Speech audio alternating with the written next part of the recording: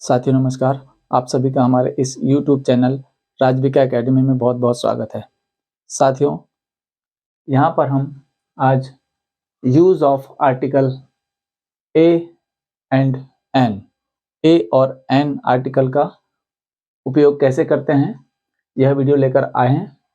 साथियों, इसके पहले भी हमने आर्टिकल से संबंधित वीडियो बनाया है जिसमें ए, एन और द का प्रयोग हमने बच्चों को बताया था, लेकिन फिर भी ए और एन आर्टिकल प्रयोग करने में बहुत सारे बच्चों को बहुत कन्फ्यूज़न भी होता है और परेशानी भी होती है। यहाँ पर हमने बहुत शॉर्ट में बताने की कोशिश की है ताकि आगामी परीक्षाओं, जिसमें 10वीं और कक्षा 12वीं के जो बोर्ड परीक्षा के विद्यार्थी हैं, उन्हें इन प्रश्नों को हल करने में आसानी होगी। बोर्ड परीक्षाओं के साथ ही कक्षा 9 से लेकर कॉलेज तक की परीक्षाओं में यह प्रश्न पूछे जाते हैं और बच्चे इसमें बहुत गलतियां करते हैं। तो ए और एन आर्टिकल उपयोग करने में गलतियां ना हो, इसके लिए हमें क्या ध्यान रखना चाहिए? साथियों, यदि हम ग्रामर के हिसाब से देखें या ए एन आर्टिकल उपयोग के लिए बहुत सारी पुस्तकों में बहुत सारे नियम बने हुए हैं, तो उन नियमों के आधार पर यदि इन्हें हम हल करने की कोशिश करते हैं तो बहुत कन्फ्यूजन भी होता है और गलती होने के बहुत चांसेस भी होते हैं।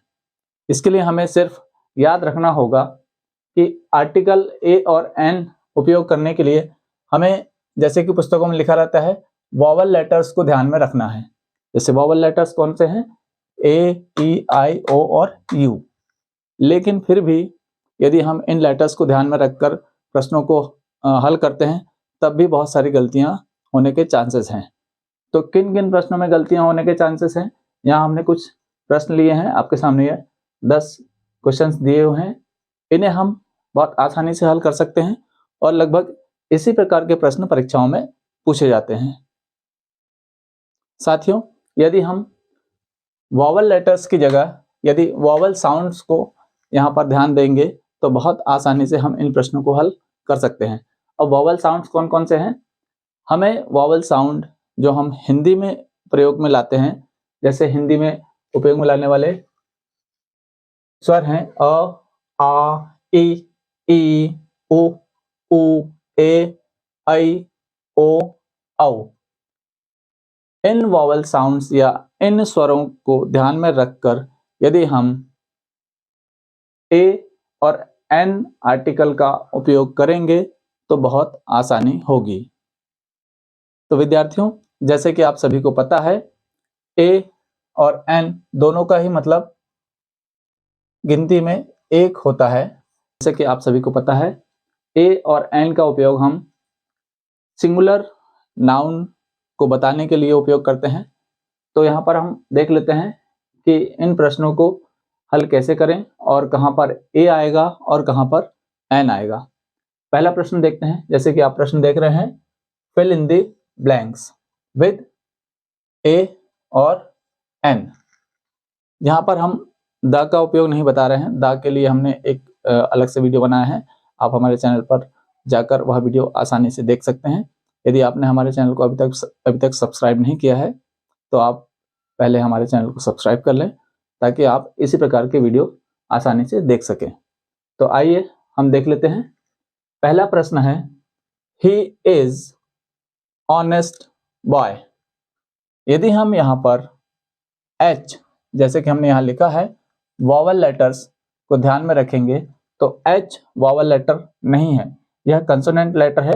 लेकिन जैसे कि हम यहाँ पर पहले कह चुके हैं कि हमें सिर्फ ए से औ तक जो हिंदी के स्वर हैं, जिसे हम वॉवल साउंड्स कहते हैं, उसे ध्यान में रखना होगा। तो इस शब्द का उच्चारण कैसा होता है? ऑनेस्ट।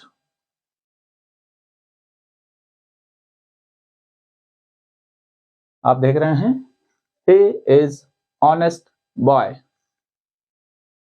अब इस शब्द को, इस वर्ड को यदि आप देखेंगे तो उच्चारण हुआ है ऑनेस्ट में, सामने स्वर आ रहा है, इसका उच्चारण ऑनेस्ट ऑ से हो रहा है। तो यदि आप यहां देखेंगे तो यह शब्द या यह लेटर यहां पर दिया हुआ है, इसलिए हम यहाँ पर एन का उपयोग करेंगे। साथियों, जब भी हम ए और एन का उपयोग करेंगे तो हमें जो वर्ड दिया हुआ है उसके उच्चारण का सबसे सामने वाला लेटर को ही ध्यान में रखना होगा। जैसे दूसरा देखिए, शी हैज अम्ब्रेला, उसके पास अम्ब्रेला है। अब यहाँ पर ए और एन दोनों का अर्थ चूंकि एक ही है तो इसका अर्थ होगा शी हैज, उसके पास एक अम्ब्रेला है, लेकिन एक कौन सा, ए या एन? तो अब अम्ब्रेला की स्पेलिंग यदि हम देखें तो यू से शुरू होती है और इसका उच्चारण होता है अम्ब्रेला। तो यदि हम वॉवेल लेटर्स की दृष्टि से भी देखें तो यू है, और हम वॉवेल साउंड की दृष्टि से भी देखें तो अ जो है यहां पर हमें मिल जाता है। तो यहां पर एन का उपयोग हम करेंगे। तो विद्यार्थियों, यहां पर देखने वाली बात यह है, जो हमने पहले आपको स्पष्ट रूप से नहीं बताई, बात यह है कि इन स्वरों के से जो नाउन शुरू होते हैं उसके सामने हम एन का प्रयोग करते हैं, और इनके अलावा यदि हम किसी दूसरे साउंड या कंसोनेंट साउंड से शुरू होने वाले शब्दों को देखते हैं तब वहां पर हम ए का उपयोग करते हैं। जैसे इसके पहले हमने दो वाक्य देखे, दोनों में ही हमने एन का उपयोग किया है, क्योंकि यहाँ पर ऑनेस्ट उच्चारण हुआ और यहाँ पर अम्ब्रेला उच्चारण हुआ, और दोनों ही हमारे इस स्वर में आते हैं। अब आगे देख लेते हैं। I have 1 rupee note. अब यहां पर आप देख रहे हैं 1, यहां पर वॉवेल लेटर्स तो है लेकिन इसका उच्चारण हो रहा है 1।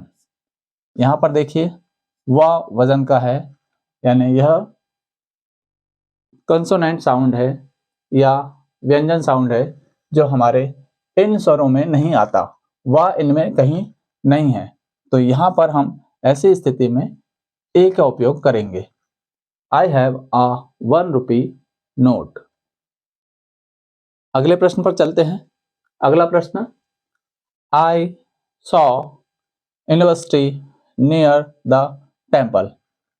अब आप देख रहे हैं यहां पर आया है यूनिवर्सिटी, यू सामने लगा है जो वॉवल लेटर है, लेकिन इसका उच्चारण यदि आप निकालेंगे तो उच्चारण होगा यूनिवर्सिटी।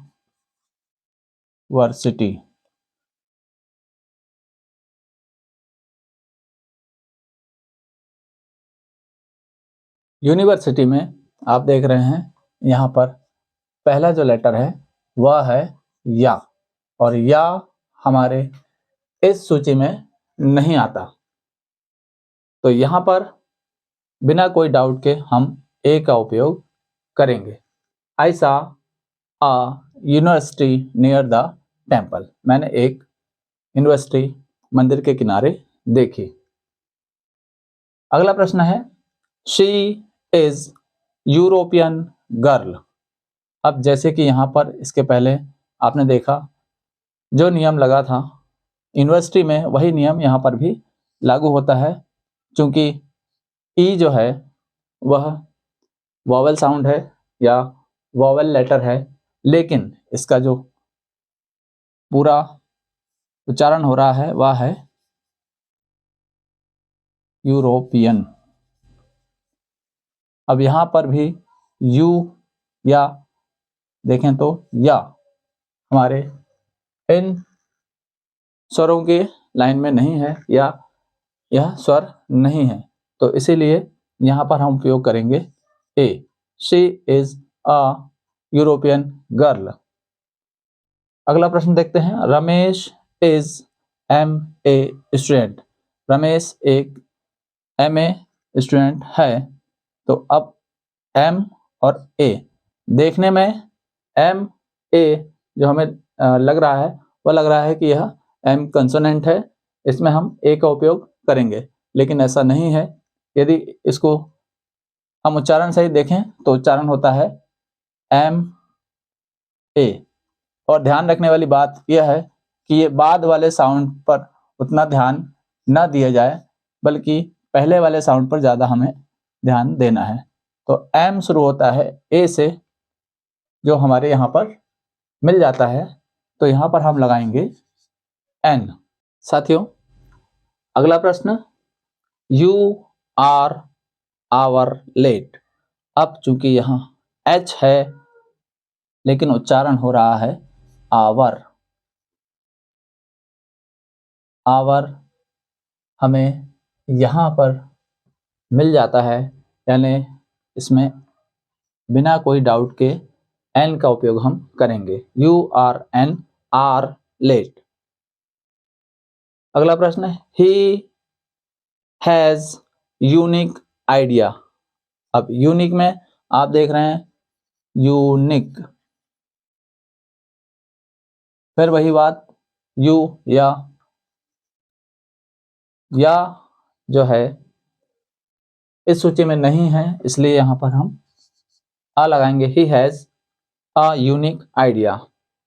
अगले प्रश्न पर चलते हैं, it is X ray machine. अब यहां पर देखिए आप एक्स उच्चारण करेंगे एक्स, तो ए जो है यहाँ पर वह हमारा वॉवेल साउंड है, इसलिए यहाँ पर एन का हम उपयोग करेंगे। और अंतिम प्रश्न यहाँ पर देख लेते हैं, mister Robert is FBI officer.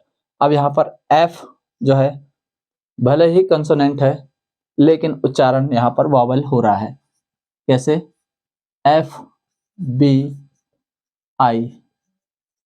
अब चूंकि हमने पहले आपको बता चुका, बाद वाले हम इसके उच्चारणों पर ना ध्यान देते हुए पहले उच्चारण को हम ध्यान देंगे। यहाँ पर ए है, इसलिए हम यहाँ उच्चारण लगाएंगे एन। तो साथियों, अभी आपने देखा कि जहां जहां पर अ से लेकर औ तक स्वर का उच्चारण होता है, ऐसे वाक्यों में हम एन का उपयोग करते हैं, और बाकी जो शेष वाक्य हैं वहां पर हम ए का उपयोग करते हैं। तो ए और एन, इन दोनों में जो कंफ्यूजिंग लेटर्स हैं या कंफ्यूजिंग वर्ड्स हैं, जिनके कारण हमारे इन प्रश्नों में बहुत सारी गलतियां होती हैं, तो वह गलतियां अब ना हो, इसलिए हमने यह वीडियो आपके सामने लेकर आया है। तो विद्यार्थियों, उम्मीद है आपको यह वीडियो अच्छा लगा होगा। यदि वीडियो अच्छा लगा है तो आप हमारे चैनल को लाइक करें, शेयर करें, और यदि अभी तक आपने हमारे चैनल को सब्सक्राइब नहीं किया है तो चैनल को सब्सक्राइब कर लें, ताकि इसी प्रकार के वीडियो हम आपके समक्ष लेकर आते रहें। Thank you.